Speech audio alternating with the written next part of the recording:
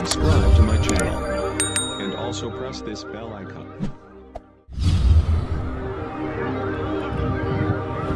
الحمد لله رب العالمين والعاقبة للمتقين والصلاة والسلام على سيد الأنبياء والمرسلين وعلى آله وصحبه أجمعين أما بعد.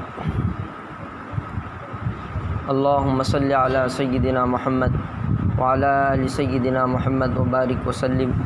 اللهم صل على سيدنا محمد وعلى آل سيدنا محمد وبارك وسلم. اللهم صل على سيدنا محمد وعلى آل سيدنا محمد وبارك وسلم. سبحان ربك رب العزة عما يصفون وسلام على المرسلين والحمد لله رب العالمین. پہلو جس کی طرف میں آج توجہ دلانا چاہ رہا ہوں، حاشا وکلا، میں ہرگز اپنے لیے نہیں. آپ یہ سمجھ رہے ہیں کہ ہماری مسجد کے امام صاحب ہے، ہمارے مدرسے کے مدرس ہے، ناظم صاحب ہے، اس لیے شاید ان کو ضرورت پیش آ رہی ہے، اس لیے کہہ رہے ہیں. دیکھیے آج ہمارے عمومی ہندوستان لے لیجیے اور کچھ کنٹریاں لے لیجیے، وہاں جو ہے تو دین کی خدمات کرنے والوں کے ساتھ ایک بڑا ظلم ہے. ہم اس کو ظلم نہیں سمجھتے، اور وہ ظلم یہ ہے، میں پھر کہہ رہا ہوں، میں اپنے لیے نہیں کہہ رہا ہوں، آپ لوگ سوچیں گے کہ امام صاحب ہونے کی حیثیت سے کہہ رہے ہیں، اور وہ ہے تنخواہوں کی کمی. وہ کیا ہے؟ تنخواہوں کی کمی. 3 دن ہوئے تقریباً ایک فون آیا مجھ پر، وہ ہمارے دوست ہیں، بڑی عمر کے، لیکن دوستانہ تعلق ہے ہمارا. تو انہوں نے بڑی عجیب بات کہی، میرا تو دل دہل کر رہ گیا. کہا کہ مولوی صاحب میں بڑے حالات میں ہوں، بڑا پریشان ہوں، آپ تھوڑی امداد کیجیے. تو میں نے کہا کہ انشاءاللہ آپ بتائیے، مجھ سے جو ہو سکے گا میں کرنے کی کوشش کروں. تو انہوں نے کہا کہ یار مجھے ایمرجنسی میں 2000 روپے کی ضرورت ہے. تو میں نے ان کو بھیج دیے 2000. میں نے کہا یار یہ تو ماشاءاللہ ہٹے کٹے انسان ہیں اور کافی گجرات میں رہتے ہو تو بہت اچھا ان کا معاملہ ہوگا. میرا تصور یہ تھا ان کے تعلق سے. لیکن اچانک ان کا فون آیا دوبارہ، تو میں نے ایسی، وہ پیسوں کا تصور نہیں، میرے ذہن میں بھی نہیں تھا کہ میں نے ان کو بھیجیں. ایسی ہماری گفتگو ہو رہی تھی. تو میں نے ان سے پوچھا، انہوں نے سامنے سے کہا کہ مولوی صاحب آپ ٹینشن مت لو، میں آپ کے 2000 روپے بھیج دوں گا. میں نے کہا کہ کوئی ضرورت نہیں، آپ کو جب سہولت ہو تب بھیجنا. تو میں نے کہا کہ آپ نوکری کیا، آپ کا کاروبار وغیرہ کچھ کیا ہے؟ تو کہا کہ میں ایک اسلامک سینٹر پہ بیٹھتا ہوں. تو میں نے کہا ماشاءاللہ اسلامک سینٹر پہ جب سروس کتنی ہے؟ تو کہا کہ صبح 10 بجے سے رات تقریباً 9 بجے تک بیٹھنا ہوتا ہے. اب اندازہ لگائیں 11-12 گھنٹے کے قریب کا وقت ہو رہا ہے. تو میں نے کہا کہ ماشاءاللہ تنخواہ بھی اچھی ہوگی. تو کہا کہ مولوی صاحب اگر میرا بس چلتا نا، میرا بس، اور کمیٹی کے تمام ممبران کو اپنے پاس اکٹھا ان کا جلسہ رکھتا، ان کو بلاتا اور سب کو ایک تماچا رسید کرتا اور یہ کہتا کہ سچ قسم کھا کر بتاؤ کہ تم اپنا گزارا کتنے پیسوں میں کرتے ہو. کمیٹی کے ممبران وغیرہ سارے، انہوں نے محتمین کا نام بھی لیا کہ تمہارا گھر کتنے میں چلتا ہے، اور پھر تم اپنے جو نگران اساتذہ جو تمہاری ذمہ داری میں نگرانی میں پڑھا رہے ہو ان کی تنخواہ تم کتنی دیتے ہو. سب کو ایک ایک تماچا. پھر انہوں نے افسوس کے ساتھ کہا کہ مولوی صاحب میں اتنی سروس دیتا ہوں، میری تنخواہ صرف 5000 روپے ہے، اور میرے پیچھے نوجوان 4 بیٹیاں ہیں. کیا کہا؟ اور پھر میں ان کمیٹی والوں سے یہ سوال کروں گا کہ بتاؤ کہ تم 5000 روپے گھر کا کرایہ بھریں گے یا گھر کا ساز و سامان لائیں گے، کیا لائیں گے؟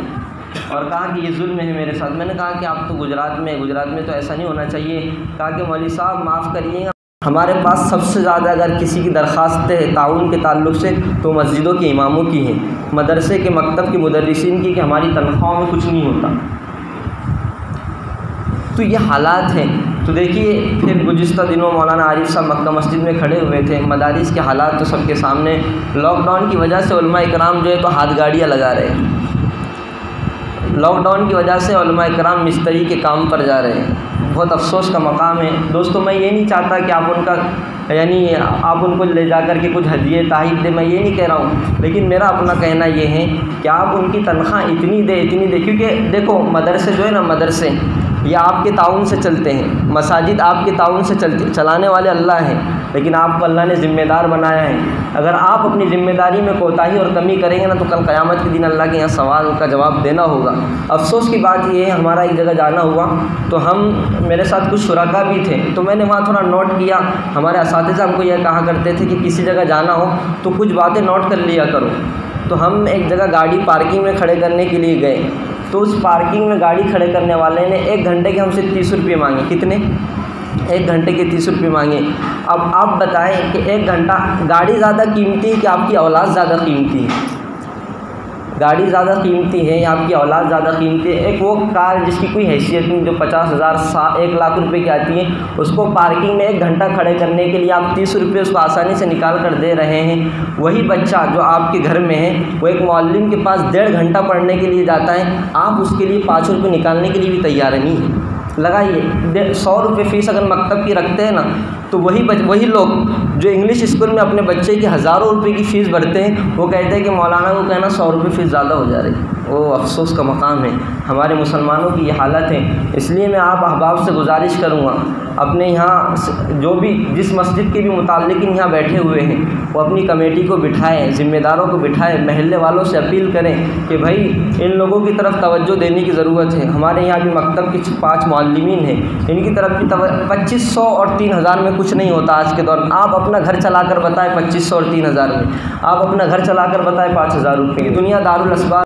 مخلصین بہت کم رہے دنیا میں، اس لیے اگر ہم اپنے معلمین کو، مدرسین کو معقول تنخواہ نہیں دیں گے نا، تو مدرسے سے اور امامت سے اچھی صلاحیت والے لوگ، آپ حضرات سے میری درخواست ہے کہ آپ جس جگہ بھی بیٹھ کر سن رہے ہو یا آپ تک یہ بیان پہنچے گا، تو آپ اپنے معلمین، مدرسین اور اماموں کی تنخواہ میں اتنا اضافہ کریں کہ ان کو کسی کے سامنے ہاتھ پھیلانے کی ضرورت نہ ہو، ان کو کسی کاروبار کی طرف ان کی توجہ نہ جائے۔ ابھی میں مفتی طارق مسعود صاحب کا اس حوالے سے، چونکہ بیان سے پہلے تیاری کرنا پڑتی ہے، تو میں سن رہا تھا، انہوں نے یہ کہا کہ بھائی میری اپنی یہ تمنا ہے، پاکستان کے حوالے سے انہوں نے کہا کہ سب سے اگر جو بستی ایک دم غربت ہو، لوگ کہتے ہیں نا کہ ہمارے پاس اتنا بجٹ نہیں ہے، اتنا یہ نہیں ہے، تو ان کو انہوں نے یہ کہا کہ کم از کم جو غربت والی بستی ہے، ان لوگوں کو اپنے امام کی، اپنے مدرسین کی آخری تنخواہ انہوں نے کہا کہ 25,000 روپے دینی چاہیے، تاکہ تمہارا امام، تمہارا مدرس جو ہے تو کسی بڑے کے سامنے بیٹھ کر کھل کر اس کو سمجھائے۔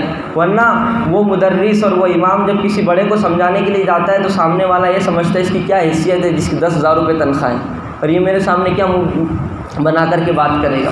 تو اس لیے میں پھر کہتا ہوں، میں نے اپنے لیے نہیں کہا، آپ سوچ رہے ہیں کہ ہماری مسجد کے امام ہیں شاید ان کو تنخواہ کم پڑتی ہوگی، میں نے عمومی سارے اماموں کی ترجمانی کی ہے، میں نے عمومی سارے مدرسین کی ترجمانی کی ہے، میں نے عمومی سارے مدارس میں پڑھانے والوں کی ترجمانی کی ہے، میں نے عمومی ہر مکتب کے معلم کی ہے، آپ کے سامنے درخواست رکھی ہے۔